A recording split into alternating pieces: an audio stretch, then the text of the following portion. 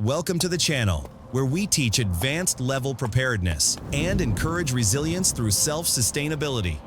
If you would like to support our non-monetized channel, please consider using our Amazon affiliate or PayPal donation links in the description below.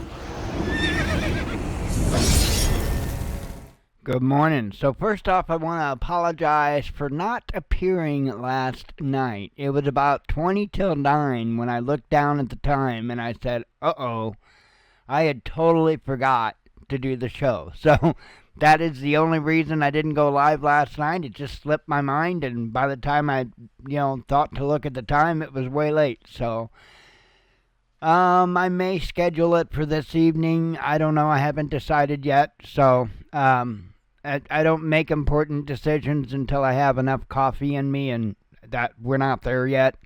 So anyway, I wanted to talk just for a moment about newlyweds and prepping. What am I talking about newlyweds and prepping? Well, I'm not talking about people that just got married. That's not what I'm talking about. What I'm talking about is very similar, though. So you've often heard, about how people, and I use marriage as a good example, people will get married and they call it the honeymoon period, right? So there is a period of time after a couple gets married that they are still kind of in that dating phase, and they're still doing everything they can to impress each other, make each other laugh, and all the good stuff, right?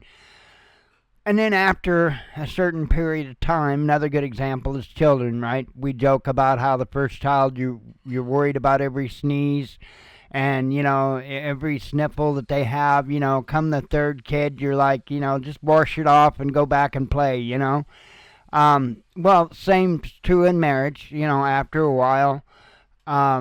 It's not that the people fall out of love with each other. It's just that newlywed period, that honeymoon period, closes, and it's more about just approaching life and whatnot.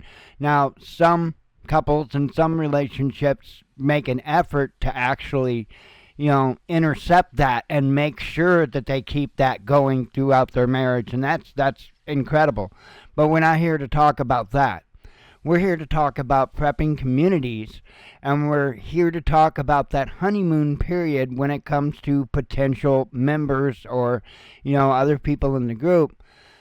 You have the same thing. You have the same thing even with friendships, right? Say two guys or two girls meet somewhere. Say somebody starts a new job. They meet somebody they work with that they seem to jive with, and a new friendship, and you really like the other person because they're really cool, they're really into the things that you're into and all that. Well, you're going to have a honeymoon period there as well. You're going to have a period of time to where you're going to want to keep that friend impressed, if you will. Now, I'm saying all this, and I may be saying it like I'm an outsider because I am, because I don't do this stuff. I'm not the typical person at all. You're not going to wow me. You know what I mean? You're not going to wow me. And that's not anything against you. It's just very, very little actually impresses me, to be honest. Very little. So you're probably not going to wow me. Certainly not going to do it with possessions or money. That's for sure. You're going to wow me is going to be intellectually.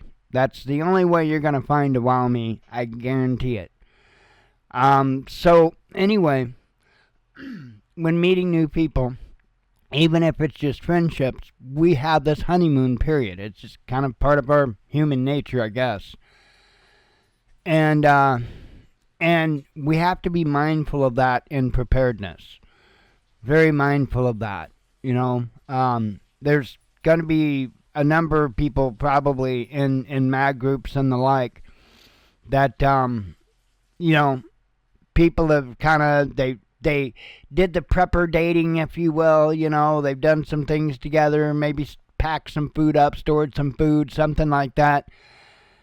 And you do things like that, and you're clearly, or at least you should be, paying attention to how other people work, how they do things. You want hard workers. You want people there that has the intent to get stuff done. not people just with the intent to have stuff done for them. And so you have to have that dating period, if you will, when it comes to these potential members of your preparedness group, okay? You have to be mindful of that honeymoon period, because it's there just as much as it's there with a spouse and a marriage. It's there just as much when it comes to childbirth and the way you act towards the first child versus the last child. It's just part of who we are. It's what makes us up. But what's important, it's a flaw. I mean, humans have all kinds of flaws, a lot of flaws. We have to be mindful of those, and we have to get ahead of those, and we have to make sure that they do not destroy what we are trying to build.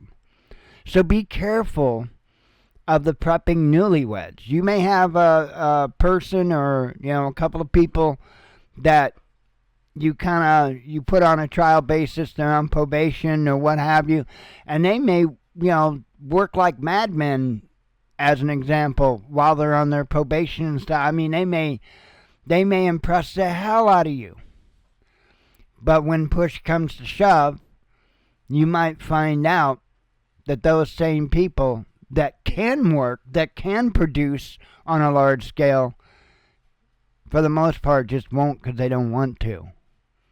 And you're going to run into that. And you can find that stuff out now by taking your time and doing the hard things. Don't just rush to get married to that new prepper friend, if you know what I'm saying. Date for a while.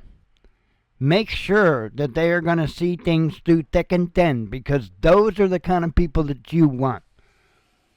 You want the kind of people that aren't going to be tempted to run when things get hard. You want the people that are going to dig in, plant their feet, and give it every damn thing they've got. Those people aren't so easy to find. Most of them are sitting quietly in their homes because they're tired of all the bullshit in the world. Not easy to find those folks, but they're out there, and they're a gem for your preparedness group. Hope I could help you learn something with this video. Hope you have a wonderful and blessed day, and as always, Shalom.